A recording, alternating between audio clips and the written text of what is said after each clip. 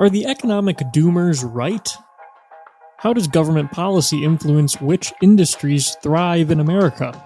And can rich people who think their taxes are too low just pay more to the government instead? I'm Dominic Pino, economics editor at National Review, and we'll look through those questions on this episode of Econception.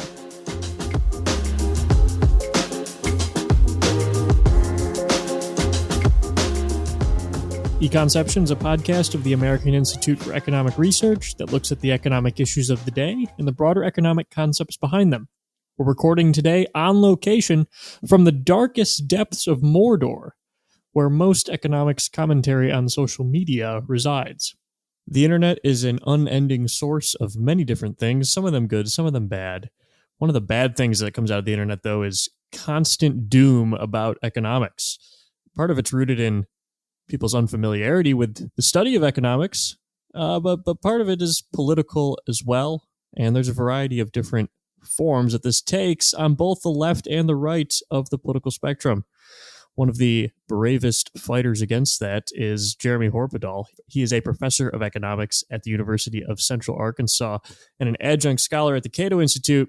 He spends a lot of his time online, at least, debunking a lot of the nonsense that we hear from people with political agendas, and just oftentimes can just be misinformed as well.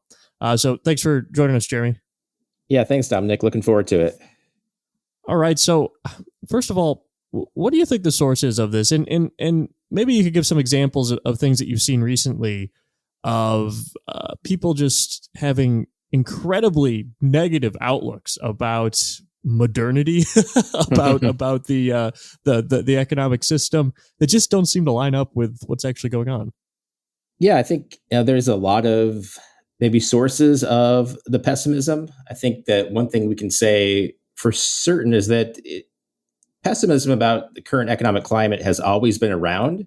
There have always been people looking to say that somehow either the current generation is worse off than the past, or that all this progress we've seen is somehow masking some underlying bad things that we're ignoring. So I think that's kind of always been there. I think that, like many things, social media and just, internet discourse generally tends to kind of amp that up and give voice to people who have pessimistic views. I think that people are always kind of, I should say, in any economic climate, like there's never been any period in any country in any history where like everyone is doing great, right? There's always some people struggling. There's always some people out of work. There's always some people that can't pay their bills. So I think that is always true. And internet discourse really moves a lot by anecdote, and I think that those anecdotes get a lot of play. I think that what I try to do. And as you say, I've been kind of involved in many of these discussions online. As I try to say, let's do two things here. One, let's look at some data which is not anecdotal. Let's look at some data which tries to look at the average or the median or different points of the distribution, and then say, how does that look compared? Is this anecdote representative, or is this anecdote an outlier? And then second, I try to always give historical context to say, okay, here's how things are, on question X. Here's how things are on, the big thing that gets a lot of these anecdotes is housing costs. And so we can look and say, okay, here's how much income you would need to be able to afford a house in a particular area today. You see lots of kind of viral discussions about this, saying, it now requires, twice as much income to afford the median house as it did just 5 years ago. Or I think someone did that calculation recently. And so, for some of these things, there is like a grain of truth to them, right? They're not faking the data, although that there is some of that too. I try to really hit hard on the faking the data, right? But sometimes people have data that there's a grain of truth to, but is missing some broader context about, maybe there was some anomaly 5 years ago that made it like really, such that housing was like really cheap relative to historical standards 5 years ago. So give the broader historical perspective, right? Interest rates are really low. People's nominal incomes had gone up a lot during the early pandemic, but housing prices hadn't yet gone up. So like comparing it to like one single point in time is not the most, useful way, I think, to think about any question. to say, well, over this 5-year slice of history, oh my gosh, look at prices of X went way up or incomes went way down. You want to give the broader perspective. But then again, like with something like housing, there is a large truth to this, that housing costs in almost every region of the country and every city have been outpacing general inflation and outpacing income growth in many places recently. So it is a useful thing to talk about and to think about why that is. But then, for things like that where you can point to, yes, there is something generally bad going on in society, I want to then look at and say, well, what are the causes of it, right? I think a lot of times people say, well, capitalism has caused these problems, right? And just like, that's it. And so we need, either overthrowing capitalism, or maybe more moderately, we need some massive government intervention to solve it. When I think there's a reasonable case to be made on things like housing, that, this is largely due to supply constraints at the local level in the housing markets. And that we have this, when supply is mostly fixed by regulation and demand is increasing, you're going to see prices go up. And this is like no mystery at all to an economist, or even people that have just a general understanding of economics. And it is something where the solution here is to some way address those regulations, not to, massively overturn capitalism in some way. But really, we just need to like narrowly address, what is causing this problem. So that's maybe a big picture of kind of how I think about these things. And there's an example, but happy to like follow up on any of that. Yeah, I think there's that was a great general summary. I think one thing I want to pull out of that is when you were talking about what's called base effects, right? Which is what's the starting point that you pick. So when oftentimes these statistics that get thrown around that, like you said, have a grain of truth to them, it's not necessarily that they're wrong. It's just that you should always ask yourself, when you see some statistic that says since the year whatever, ask why they picked that year as the since whatever point, right? Mm-hmm. Because there's often certain years you can pick that are very advantageous to making a point that you want to make. So, for example, if you look at wages for men, there was a stagnation of wages for men from, I believe it's about the mid 70s to like the late 80s or something like that. And then after that, since the 90s, the wages have been going up, adjusted for inflation, all the rest of that. But if you pick as your starting year, if you look only at certain windows of that time, you can get a very different picture. And that can be used for an agenda that you have about, we should have this policy to fix wages for men or whatever. So the base effects point, I think, is really important. And I feel like as consumers of information, it's good for us to always be thinking, like, why did they pick that particular starting year? Yeah, a great person at looking at base effects is Bjorn Lomborg in his book, The Skeptical Environmentalist, which is about 25 years old now. He like looks at, claims people made at particular points in history, like, oh, wheat prices have doubled in the past 3 years, and therefore, everyone's going to starve, right? And he says, okay, let me give you the full history, and I'm going to highlight that 3-year period they picked out. And like, that was just an anomaly, right? Like the long-term trend is like looking good. And, someone seized on that. And, this is even, he's talking about, in like the 70s, the doomer, age of, environmentalism, that, before social media, even like people would always, pick those out. And you can on any statistic, you can like find like a 3 or 5 year period where things look really bad. Or sometimes a 15-year period, like with wages, like you said, where they look really bad. But I think that, that's why I always, first step one is like, let's just like find all the data on whatever this question is we can find, and just look at the long run trends. Yeah, and there's a fundamental difference when you're looking at a problem like that. There's a fundamental difference between there was a period of time where this was bad and this is overall bad in general, right? Because that leads you to very different conclusions about what the solutions would be. If you think that something is bad all the time, that actually would suggest that there needs to be some kind of radical change to the total system. But if you can find one period where something was going bad and since then it has gotten better, that would suggest, more moderate reforms, building on what was working, trying to learn from what didn't work, and doing something more incremental. So, there are real world consequences when people are using these data this way to make government policy, because obviously the government has a lot of power and a lot of ability to change, what's going on. One of the things that you often hear from critics of the economic system is, especially on the right, is that the American economy works great for people who live on the coast, and it has hollowed out the middle of America. Like I said in the intro, you're a professor at the University of Central Arkansas.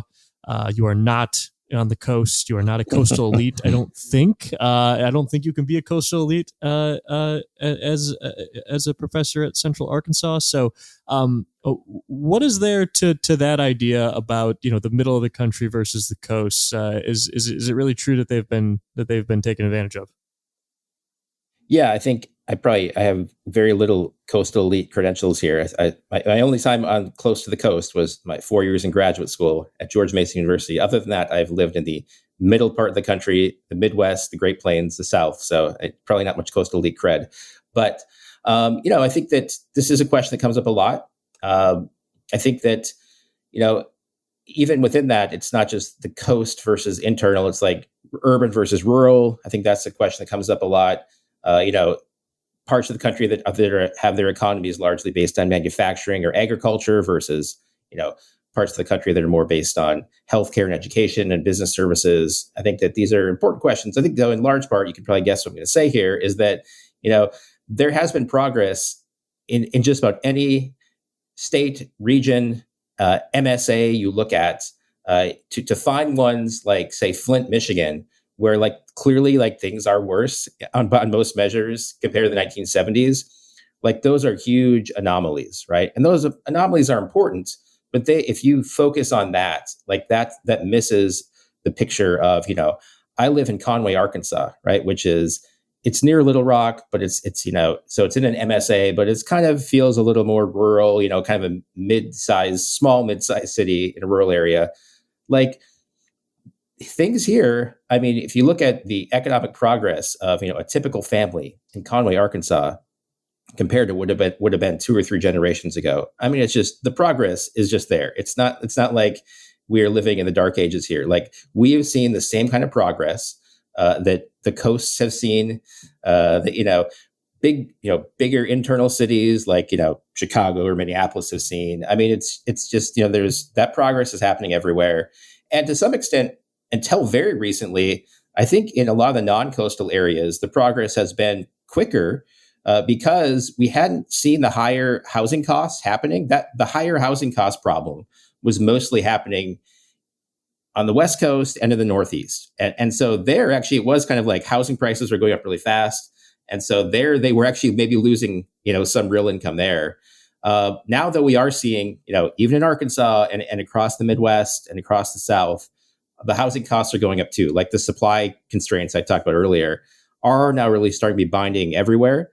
And so now the whole country is, rightfully in a tizzy about housing costs. But I think that, the progress that most of the country has seen, I wouldn't say it's been evenly distributed, but I wouldn't say there's nowhere that's been left behind. And I actually have a blog post for Cato I'm working on right now, where I look at the MSAs that, according to the China shock papers, were the hardest hit. And are they better or worse off than the year 2000? You wait for the full details for the post, but spoiler alert, they're all better off. If you look at the MSAs that the China shock papers say were hit the hardest by trade with China, yes, compared to some counterfactual, that's what the papers say, compared to some counterfactual, without trade with China, they're not as well off as they were. But incomes and wages are still higher in real terms than they were in say, the year 2000, before, a lot of the expansion of trade with China. So, to find places that are truly left behind, you do have to, really pick examples. I mean, Flint, Michigan is one, but Flint, Michigan's problems go back to the 1970s, right? They've just been in a period where it's largely based on one manufacturing firm having one, manufacturing facility there. And that facility has shrunk or closed. And that's it. There's nothing left. And for a lot of reasons, there was no reason for any other industry to go there. You can find a few examples of that. But largely, places like Arkansas, places like South Dakota, where I'm from originally, like they're seeing the same progress as everyone else. Not to say that it's, the greatest of all possible worlds, and not to say that no one's struggling, but the progress has been generally evenly distributed from my perspective across the country.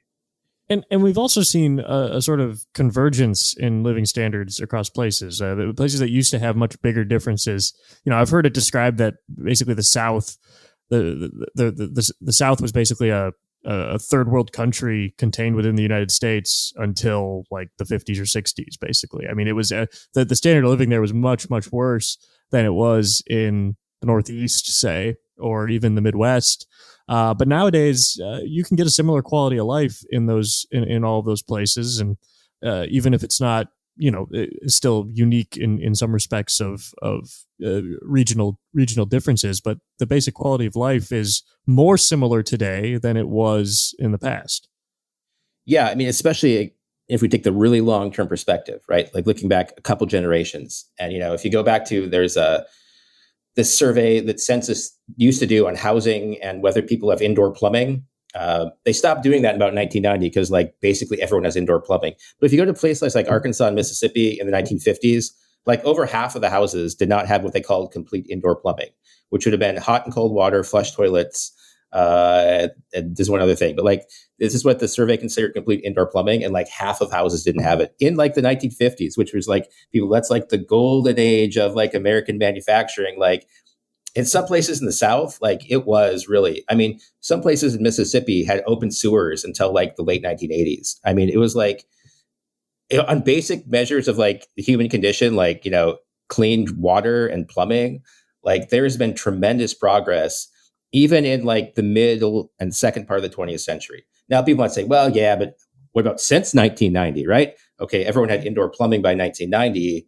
But again, when you look at measures of income and wages adjusted for inflation, especially if you adjust them for the local cost of living and local inflation rates, you have seen this progress. Not just having indoor plumbing, but food being a smaller share of their budget, right? So they have more left over to spend on other things. Like this progress occurs across the country. One of the things that comes up a lot too is foreign trade. We are in the midst of a crazy time of tariffs and protectionism, and talk about trade deficits and all the rest of this. And I really liked the way, I think it was Brian Kaplan talked about this, which is that if you built a building that people could take one good to, and you could magically turn it into another good, people would be like, this is amazing. This is the greatest thing ever.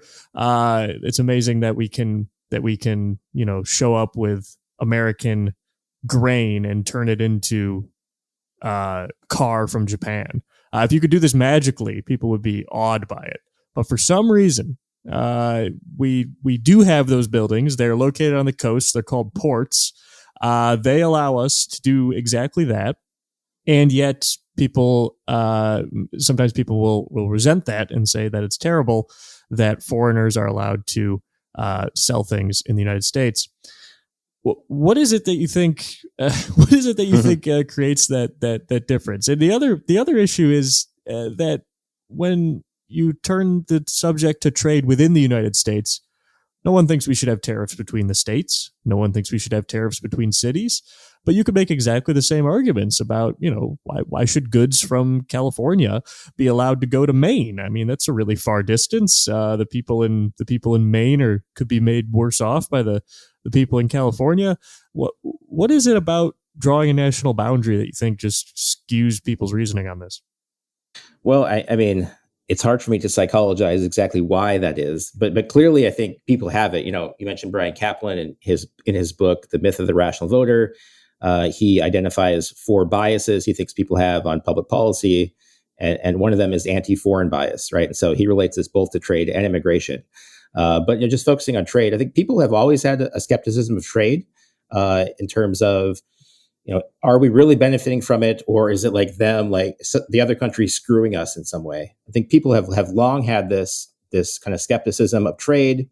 Maybe it just goes back to our kind of, evolutionary origins as, bands of hunter-gatherers and like the outsider is feared. I mean, something like that.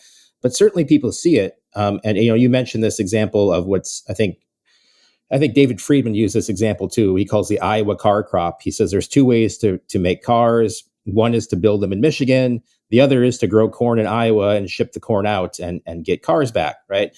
And so I think that, people, not that there's no one that like is skeptical of technological progress, right? There are Luddites that, and there were literal Luddites that tried to smash new machinery because it displaced jobs. But most people think that that's kind of silly, right? They're like, most people love new technologies. They say, I mean, maybe they don't like having to always use the new technology, like a new smart, oven or whatever. But like in general, people say, okay, if we have a new technology, which allows us to make, cars with half as many workers as before, okay, this is good. Yes, some people lose their jobs. This is just the natural progress of things. And most people just kind of accept that.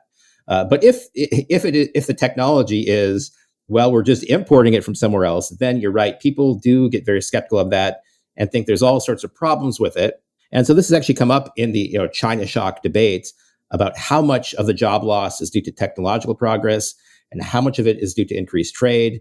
And there's debates, and economists have different estimates. You can't ever know for certain. I think I tend to lean on the ones that say it's more from technological progress, but that's we won't get in that debate here. But I think people really do have this fear that somehow, I think part of the fear is, well, what if everything is made somewhere else? Then what are we going to do, right? Like, if everything can be made more cheaply overseas, what will we do? What will happen if they stop selling it to us? I think people do have these, it's not just like some, evolutionary, like internal thing. I think people just like think through these, but then can't think through the next step, right? And they don't think through it at a household level, right? Or at the state level, right? Like, okay, I don't think Iowa actually produces many cars. I lived there for 5 years. I don't think there are any major auto production facilities. I could be wrong. Iowa imports pretty much all of its cars, right? Some they import from Michigan, some they import from Tennessee, some they import from Japan. But no one in Iowa is like worried.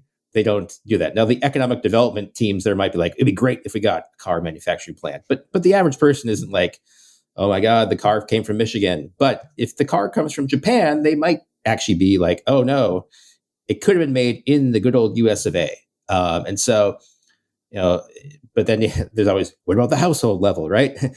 Even in Michigan, very few people are making a car in their household, right? Like they are buying from someone else. And so, as an economist, I try to use these examples. I use them with my students, use it, when I'm talking to the media, and it hits with some people and some it doesn't. Some will just like continually just say, no, there's something weird going on when the good crosses a border. And it's not just a small number of people. Like, skepticism of trade, polls pretty well all the time. And so I don't have like a complete explanation as to why some people are convinced that it's beneficial and some aren't. But I think you're right, is definitely there. And, clearly part of, both Trump campaigns and both Trump administrations, this has been something which he campaigned on and is pushing on hard, of protecting a certain number of jobs from foreign trade. And so, as an economist, this is, good for us in the sense that we'll always have something to talk about. People always say, well, oh, trade has come up again. But, it is something where, economists have done a lot of studies of overall, is trade beneficial to a country, right? Like, would it be beneficial if like the US had never entered NAFTA, right? And you can find a few exceptions, but almost every economist would say, yeah, all the studies show overall the country is better off from NAFTA. Yeah, you can identify maybe a particular community that just overall it's made them worse off. But these are the exceptions.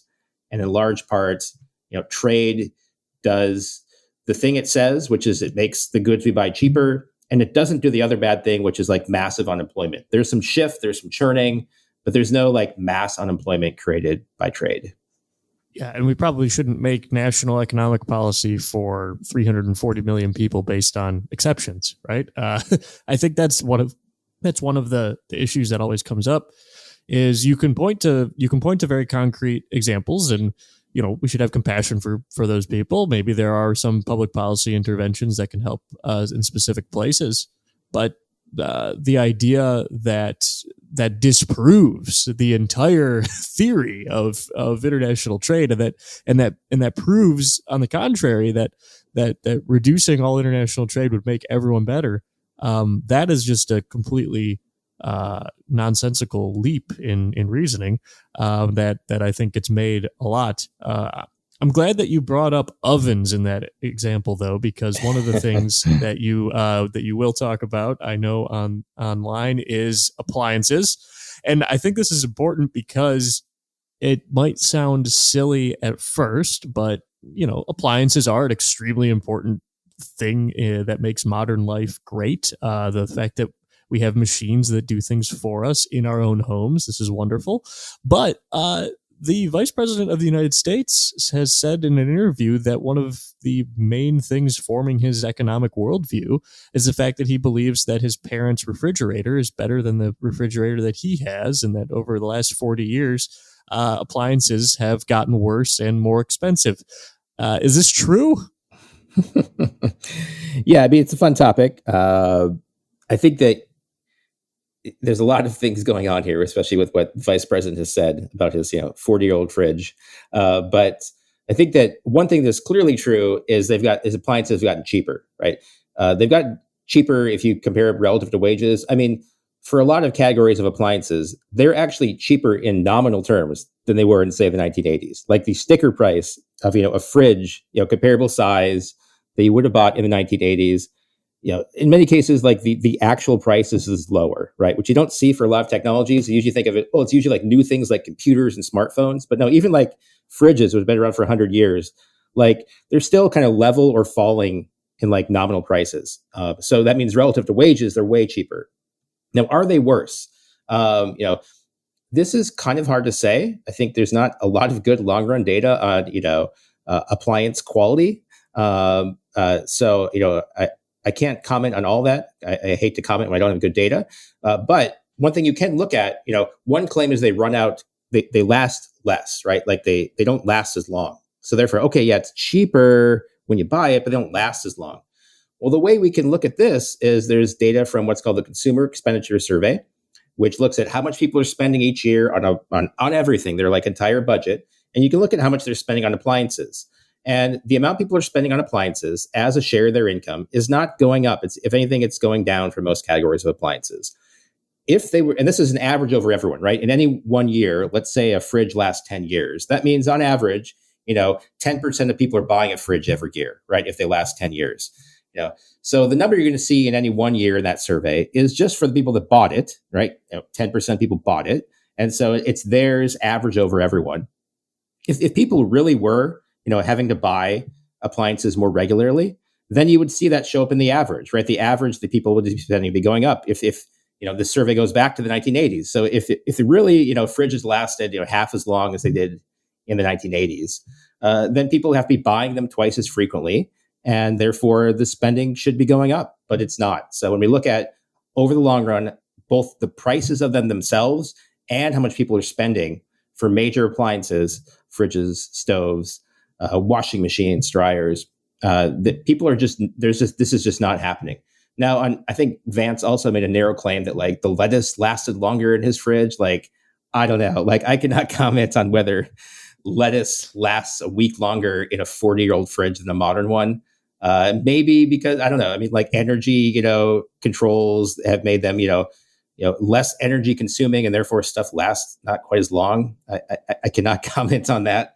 But in terms of how much people are spending, both the price of them and how long they last, he and others that say this are just wrong, right? That appliances do last as long. And also, I should say, if you hate the smart appliances, there are tons of appliances at your Home Depot or Lowe's that are not smart. They don't connect to the internet. They probably have some computer chips in them, but it's not like everything connects to the internet these days. I got a smart stove in our most recent purchase because I wanted that. But if we didn't want a smart stove, there was the identical model that was not smart and it was cheaper. So if people want that, like it's available. TVs, maybe not. TVs are all smart now because that's how most people get their TVs, through streaming. But like if you want a dumb fridge or a stove, they're available. Sure. That is something that people seem to resent, though, too, which is the idea that people should be allowed to pay less and get less. Yeah. You see this oftentimes with airlines, right? People will just be outraged that that there are extra charges for, that they separate out the charge for the a baggage fee separate from the ticket, and it's like, well, all that's doing is allowing people who don't have to check a bag to pay less. That seems like a good thing. Yeah. If you're traveling and you don't have to check a bag, and we see that all of the time. Yeah. It's the same thing, like you said, with the appliances, where we have a much more differentiated market for appliances with the smart versus non-smart appliances, but the non-smart ones are all cheaper. Yeah. So it seems like that would be a good thing to allow people to have that option, but people seem to be upset about it because in the past they all used to be the same. Yeah, like another thing is with cars, automobiles. Orrin Cass has said that, well, like the Dodge Caravan, used to be a lot cheaper, but the CPI kind of fudges that because it adjusts for quality. So it says, oh, it's gotten cheaper because it's got all these features now. But what people don't want that features? What if people want to buy the original Dodge Caravan from 1984? You can't do that anymore. Like, okay, that's true, but that's because number one, the base model didn't have air conditioning, it didn't have anti-lock brakes, it didn't have airbags, right? And some of those things are due to government regulation, but like, of course, you have to account for those things, right? That like the quality of some things we buy is better. Cars are a good example. And yeah, you can't buy a car without seatbelts anymore. But like, okay, are we really going to say that capitalism has failed because all cars have air conditioning now and therefore they're a little more expensive on that margin? Like, I don't know. Or they have automatic transmissions, right? Like, I don't think most people are too upset about that. Also, back in the 70s, American cars were the butt of every joke because they were terrible, and everyone knew that they were terrible. You could, if you watch any kind of, it comes up all the time in jokes and television from the 70s and things like that. It was just common knowledge that American cars weren't very good, and that's why the Japanese had a big market opportunity to come in and sell better cars, and Americans bought them. That's the other part of this where we romanticize things that the people who lived in that time did not enjoy. And we have good evidence that they didn't, because we can, at least in that situation, we can ask them. Televisions is another good example. I just recently bought a TV. I did not realize how cheap they've gotten. I got a 55-inch 4K TV for $188. I had no idea that this was possible. Yeah. Because I'm not that old, but I remember growing up when like a TV was like a major household purchase that people saved up for, and it was like a huge deal when someone got a new TV. And nowadays, it was like we just happened to be in Walmart looking at other stuff, and we were like, yeah, it's actually a really good deal. This is one thing where actually on social media, people are like optimistic about this. Like you see people post all the time. Someone just sent me a tweet today that was like, I can't believe how cheap TVs are. This is great. It's way less than my parents paid. Like at least on TVs, people are not like doomers. Like people do recognize like the TVs are cheaper and better today than in the past. So like, it's not like a total, this is a counterexample where people do actually like realize the progress. But then this gets turned into like a counter kind of argument that, well, all we got is cheaper TVs, right? Everything else is worse. Great, we got cheap TVs, thanks China. But it's not just cheap TVs. But anyway. Yeah. No, that's always the problem with emphasizing one thing is that people find another one.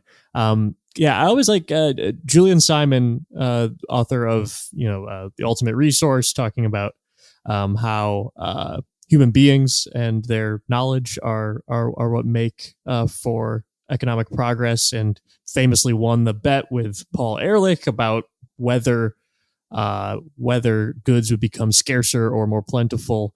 He was right that they would become more plentiful. And one of the things that he said in a different essay that he wrote is that false bad news is a very costly social contagion. And that this is a problem that we have because it influences policy. It influences lots of other decisions that people have. And so when people have false bad news in their mind, it can lead to all sorts of negative consequences. We appreciate the work that you do to try to counter at least a little bit of that false bad news and try to give people a better idea. But What do you think about what's your outlook on the future for this? I mean, do you think that that this is just a perpetual thing? I mean, I know you talked about how people have always said that things used to be better back in the good old days, and now everything's terrible and we're going to hell in a handbasket. But have you found anything that's particularly effective in your work doing this to get people to understand these concepts? I do think that just trying to, be honest about the data and to show people as much data as possible. Like some people that does, like people have told me like either, you convinced me or, I actually wrote a lot about the data during COVID and death rates and things. And like people were like, oh, I showed some data you shared to my grandparents and it like convinced them to like get vaccinated or whatever. And not to get into whole that debate, but I do find that people like, if they think you are a good objective dealer in data and you are just trying to, be a clear communicator, like I think some people do respond to that. But so I think though it's true there will always be people who are like pessimistic and skeptical about progress. So then the question becomes, how much is that just like noisy discourse and how much is it influencing public policy, right? And so, if it's just like noisy discourse on Twitter, then okay, it's just kind of fun. But like if, the vice president of the United States is like, we need to like change fridge policy because like my anecdotal fridge thing, I don't think he's quite said that, but he's saying, we should like restrict trade with China because of the fridge thing. Like that's where that's where I want to step in and be like, okay, we need to like have a serious conversation about fridges because this anecdote is apparently shaping JD Vance's worldview in some major way, or at least he says it is. So like, let's look at some data on fridges. So, do a long tweet thread on fridges. So yeah, I think the pessimism will always be there, but I think I try to make the case for optimism, tempered with like things like housing where it's worse in some ways and we need to like understand why, including to like, I have very many friends that are like, pure optimists. They're like, well, but housing is bigger and better than it was in the past. I'm like, yes, but not compared to 20 years ago. It's not like bigger and better than 20 years ago. In the past 20 years, the cost has gone way up. So I agree with them on the long term, like compared to the 50s, like housing is way better and bigger. It's not way bigger and better than 20 years ago, and the cost has gone way up. So that's kind of how I try to, not everyone will be convinced by a chart, but I think it does start some good conversations. And that's what we just had, a good conversation with Jeremy. Thanks so much for coming on the show. Thanks, Dominic. This is a lot of fun.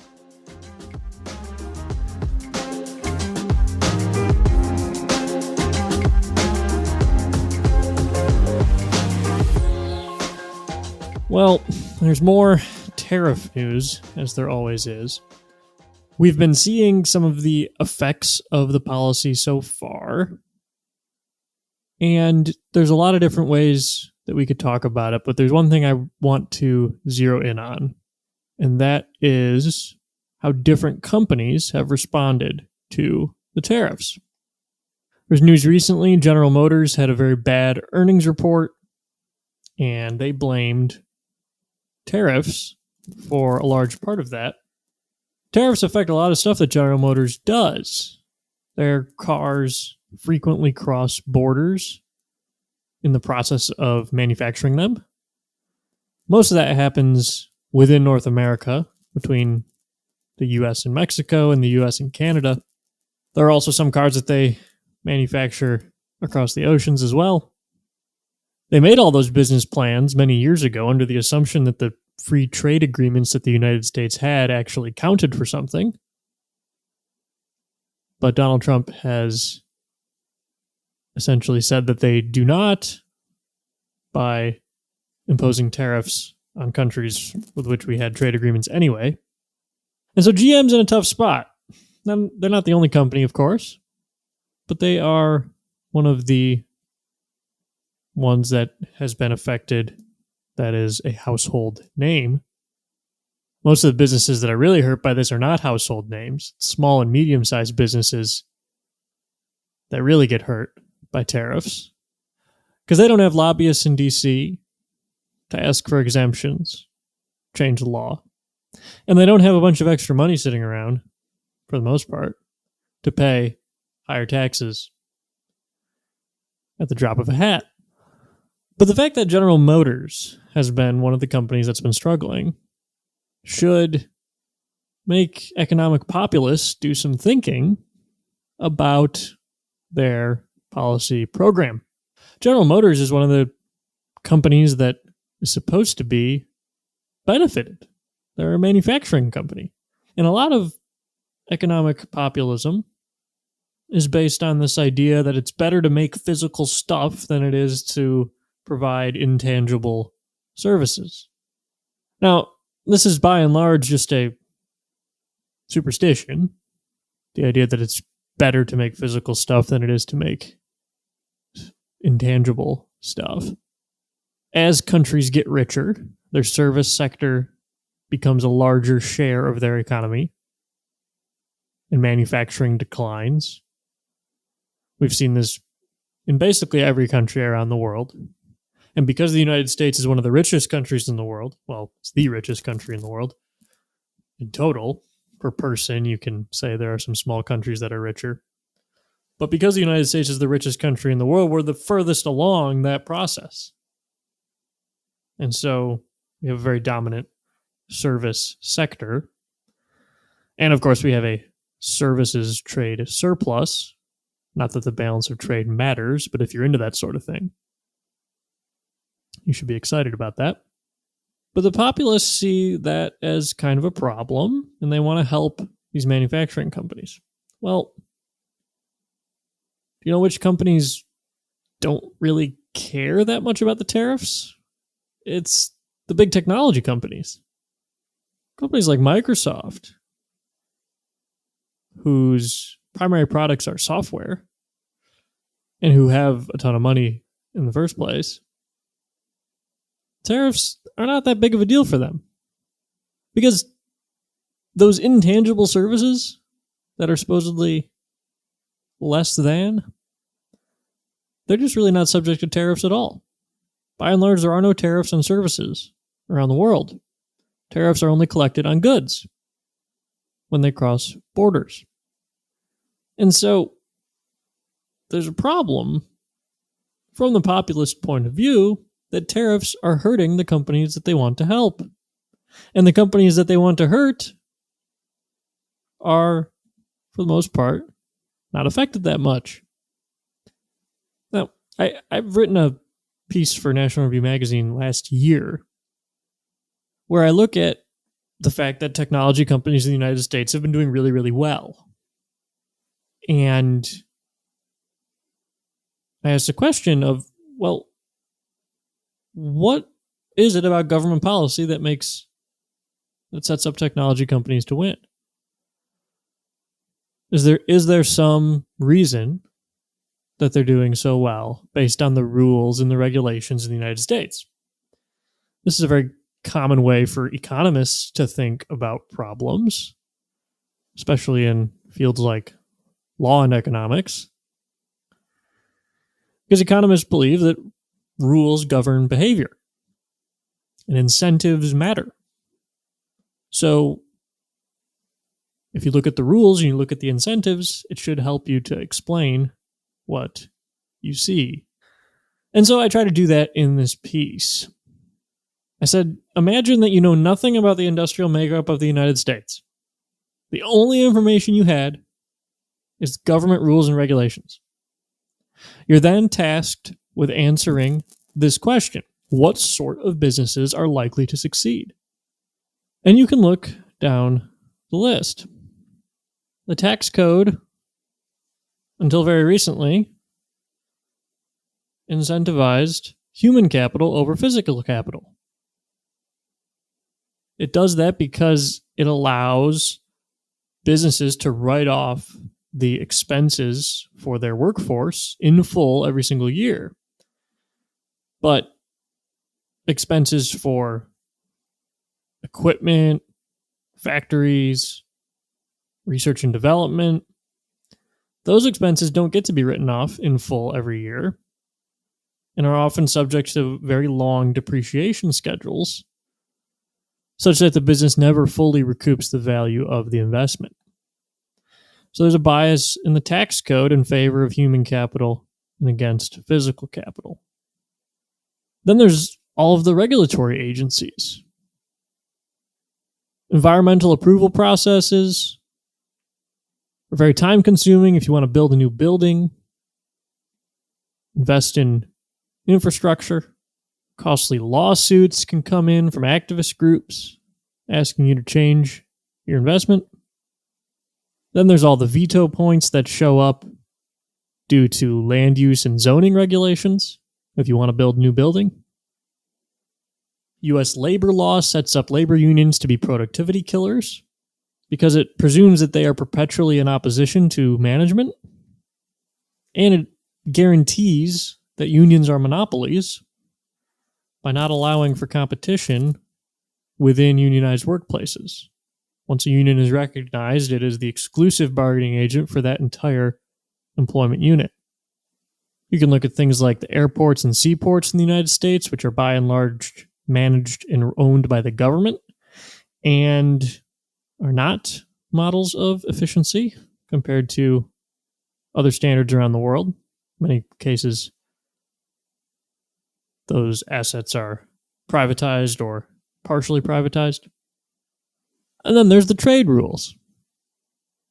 Again, if you're in services, you don't really have to worry about the trade rules very much, but if you're in goods, you absolutely do.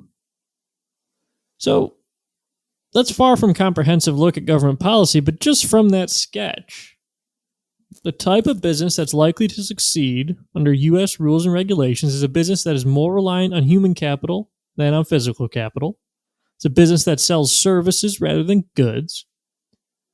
It's a business that doesn't brush up against environmentalists. It doesn't have to interact with labor unions. It doesn't have to ship stuff through seaports and airports. It doesn't rely on importing key inputs from overseas. And it doesn't have a team of regulatory agencies hounding it. Well, that's a pretty good description of technology companies. And it's just by nature of what they do. And sure enough, technology companies are doing great. So the lesson for politicians there should be, let's try to get rid of some of those barriers for all these other industries so that they can succeed just as well as the tech companies do. But a lot of times, the lesson that politicians take away from this is, it's not fair that the technology companies are doing so well. We need to punish them. Bring them down to everyone else's level. It's exactly the backwards way of looking at it, but it is what we see a lot of times in commentary. And so, the tariffs are another example of a policy that does this. Makes it harder on goods producing industries in a much more significant way than it does for the service sector. Now, it's worth saying that this system was not designed to benefit technology companies. All of this is regulatory accumulation over many, many decades, done by different agencies, different Congresses, different presidents. None of this was on purpose. But it just so happens that the United States is set up really well from the government side of things for technology companies to succeed. And it's especially strange for the current presidential administration because they actually, in the Republican tax law that just passed earlier this month, they addressed one of these problems because they allowed for full expensing of capital investments for businesses.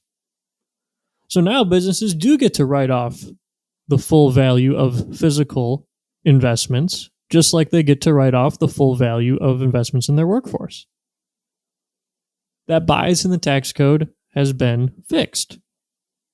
So now it's fair, and that will benefit goods-producing industries more than it will benefit services.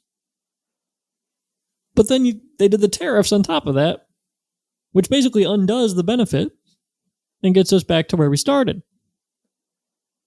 Remember, about half of imports in the United States are inputs for production domestically.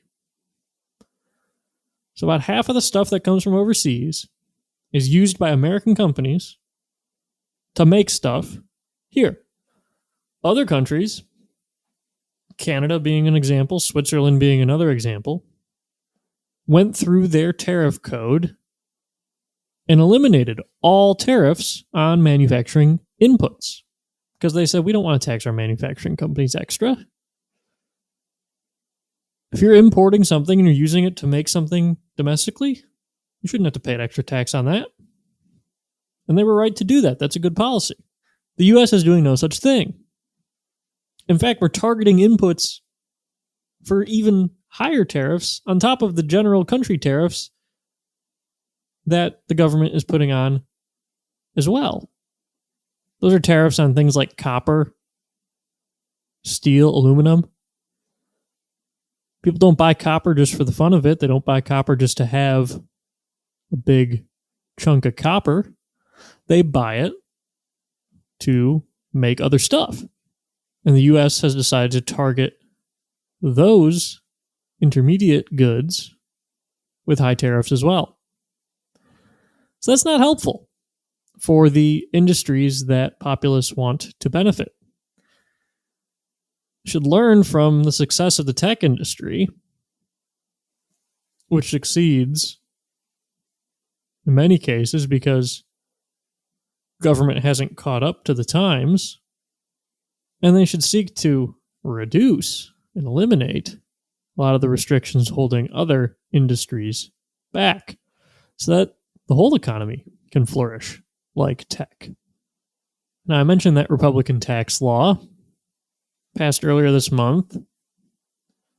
The gist of it is that the tax cuts that Republicans passed in 2017 will stay permanent in the tax code. They were set to expire at the end of this year. Now they won't, and they have no expiration date going forward, so they just are the tax code now. So those lower tax rates are locked in. They made some adjustments on some deductions and things. And this was framed by Democrats and by parts of the media as being a massive tax cut for the rich. Now, there's been a weird argument this entire cycle of talking about this bill about what's called current policy baseline and current law baseline. The basic idea there is that a current law baseline says that you should measure whether something is a cut or an increase based on what the law says will happen. Current policy baseline says that you should determine whether something is a cut or an increase based on what is currently the tax policy in place. So, like I said before, these tax cuts, according to the law, were set to expire at the end of this year.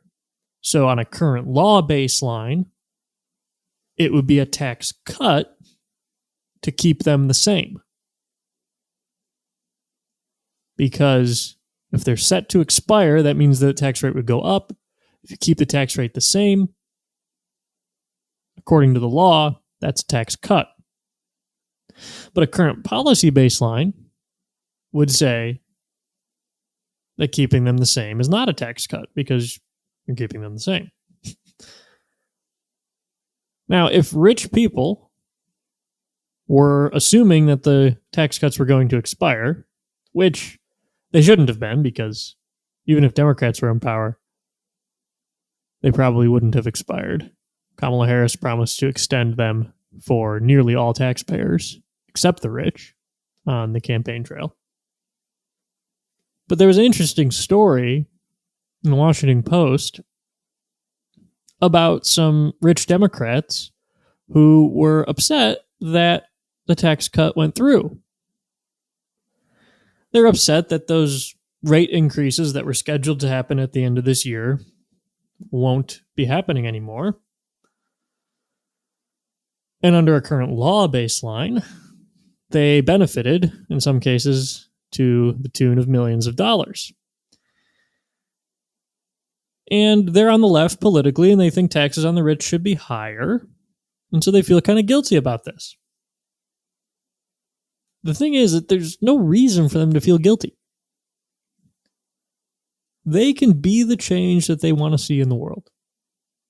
There is a special account at the Treasury It was established in 1843. It's called Gifts to the United States. They accept online payments, or you can mail a check. And it's just an account where anybody can give money directly to the Treasury with no strings attached.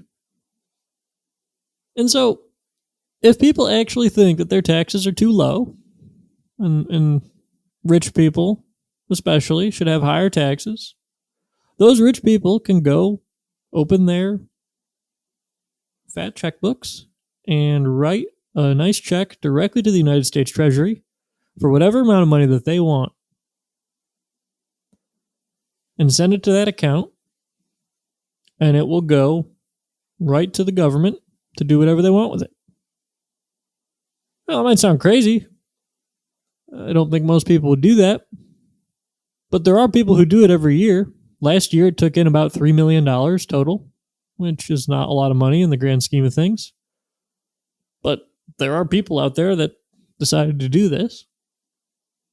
And it shows that tax cuts are optional at the end of the day.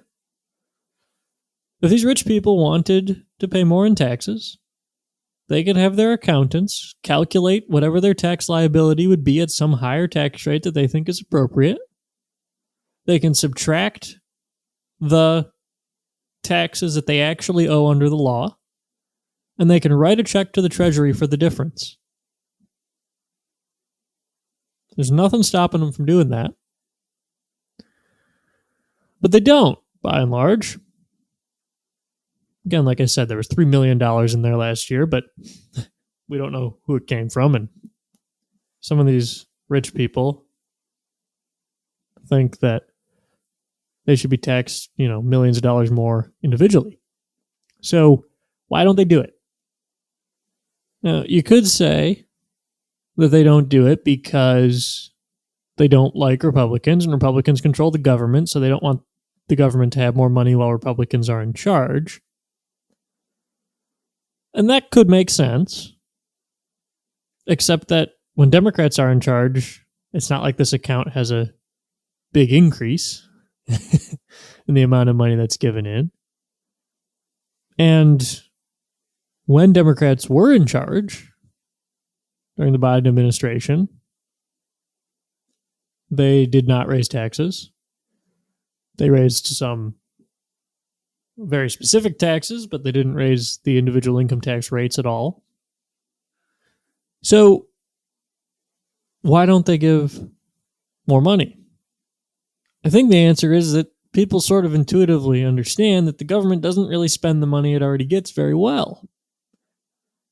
Even if you think the government should be bigger and there should be more spending on a variety of different things, it is still the case that the government wastes a lot of money right now. Somewhere in the neighborhood of $250 billion. And that's a conservative estimate because not all agencies keep track of this information. But somewhere in the neighborhood of $250 billion is just improperly paid to people. Just mistakes, errors. $250 billion. That's bigger than entire departments of the government. That's more money than the whole State Department, the whole Justice Department. It's just mistakes. And I think it shows that regardless of what you think about what taxes should be or what spending should be, the actual important question is, what are we spending the money on? People don't actually want to give more to the government just for the sake of giving more to the government. They want specific things for the government to do. So I don't really buy this idea that rich Democrats feel guilty about tax cuts. I think they're perfectly fine with it. And I think they have a revealed preference in that direction because we have this account at the Treasury that could solve their stated problem for them, and yet they choose not to give. Well, now it's time for the paper of the episode. But before that, if you've enjoyed this episode, please subscribe and leave us a positive review wherever you get your podcasts. It helps us to know that you enjoy the show, and it makes the show more visible for others to start listening as well. I let Jeremy pick the paper of the episode. It's from the journal Economic Inquiry in April 1992 by Gary Leibkap of the University of California at Santa Barbara. It's called The Rise of the Chicago Packers and the Origins of Meat Inspection and Antitrust. Here's Jeremy to tell you about it. Yeah, definitely. I mean, I love this question. I've listened to what some other guests have said. I know some pick like a current hot topic, some like a classic paper, but I'm going to pick a kind of a little bit older paper that's maybe a little less well known, but I think it should be more well known. This is a paper called The Rise of the Chicago Packers and the Origins of Meat Inspection and Antitrust. This is a paper from, I think, 1992, but it was published in the journal, 1992.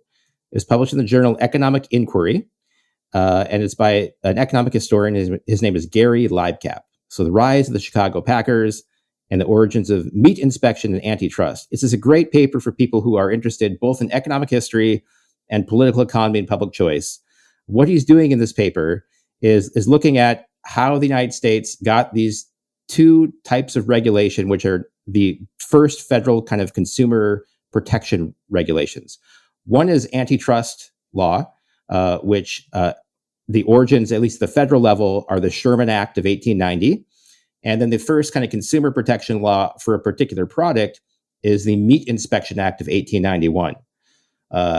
And so I think that this is a cool paper because he both gives a really good context of what's going on in the economy, of the changes that are happening, and then he looks at the kind of political reaction to those changes. So what he is looking at as kind of the catalyst for both of these laws, which are extremely important in federal law, the history of that, is the technological innovation is refrigerated rail cars.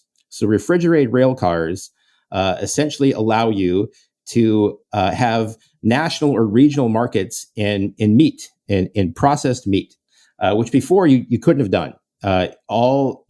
Meat, most of the meat you would have consumed. I mean, it's something that maybe some health conscious people might like. Like it was like grown, slaughtered, and consumed, like all within the same very small radius, like a 50-mile radius, because you could ship live cattle and drive live cattle, but that's actually very inefficient. If you you could put cattle on rail cars and they lose a lot of weight and a lot of them die, disease spreads. So like shipping cattle was happening, but mostly meat markets were very local, which means they were very fragmented, which means prices were kind of all over the place. And it also meant that the local producers, both those that grew the cattle, as well as the processors and the retail butchers, had a lot of pricing power, right? They were essentially kind of like almost like local monopolies or oligopolies. When refrigerated railcar technology gets introduced, you get the rise of things like the Chicago Packers market, which is about 4 large packers that start really just producing very high volume amounts of meat, bring in cattle from all over, but then slaughtering it there in Chicago and then shipping out the processed products or the semi-processed products across to these markets, which used to be isolated from competition. And this just upsets people across the Midwest where this meat is being grown. And you get a political reaction, which is to say, we need to stop this in some way. And the reaction here, importantly, if you think about maybe the standard story of where you get regulation, none of this is from consumers. Like there's no evidence either of consumers being upset about the new technology, of consumers being like worried this might lead to new diseases. It's all about the local producers are worried about new competition. And then through this, you get both the Sherman Act and the Meat Inspection Act, which are passed, they're different years, but it's the same Congress. And it's the same people driving both of these bills, which is, I think, a completely different story from what you might normally hear. I think for like meat inspection, I think what most people assume, and he talks about this in the paper a little bit, is that this is from Upton Sinclair's The Jungle. Sinclair writes The Jungle. It shows how bad the conditions are for both workers and the processing of meat in the meat plants. Teddy Roosevelt and others read this, and then they pass the Meat Inspection Act of 1906 and the Pure Food and Drug Act of 1906.